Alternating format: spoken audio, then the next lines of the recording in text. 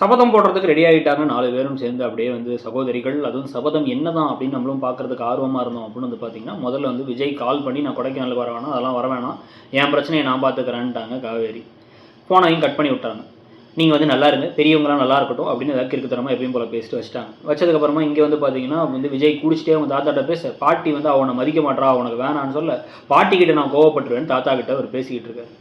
இதுக்கு நடுவில் தான் கிளம்பி இங்கேயே வந்துடுறாங்க. மொத்தமாக எல்லாரும் இங்கே வர யமுனா வேற வந்து அந்த பத்திரத்தை ஏன் விட்டு வந்தீங்கன்னு கேட்டுட்டு இருக்கும் போதே, பத்திரம் அவன்ட்டு இருக்கிறதா நல்லது, பத்திரம் வந்து அப்பா இறந்தப்பறம் தான் நம்ம கைக்கு வந்துச்சு, அப்போ அவன் திருடிட்டான்னு சொல்லிடலாம் அப்படிங்கிற மாதிரி எதையோ பேசிகிட்டு இருக்காங்க. காமெடியாக தான் இருந்துச்சு அதெல்லாம் கேட்கறதுக்கு. அதுக்கப்புறம் தான் அவங்க அம்மா 4 பேரையும் சபதம் போட சொல்கிறாங்க. கங்காவை சொகுசாக வாழணுமா, சொகுசாக வாழணும்னு சொன்னால் உடனே பணம் கொட்டிடுமான்னு கேட்டால் அதெல்லாம் இல்லை, தெரியல. யமுனாவை வந்து கலெக்டர் ஆகணுமா, ஆமாம் யமுனா புக்கை கையில் எடுக்கட்டும்.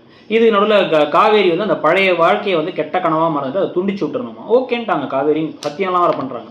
அப்புறம் நர்மதா நல்லா படிக்கணுமா, இப்படி சத்தியம் பண்ணிருக்கேம்மா, என்னம்மா நினச்சிட்டு இருக்கோம், வயிற்றில் குழந்தை இருக்கேம்மானா அதை எதுவும் என்ன பண்ண போகிறாங்கிறது நமக்கு புரியல. உங்களுக்கு என்ன தோணுதுங்கிறது சொல்லுங்கள். தேங்க்யூ.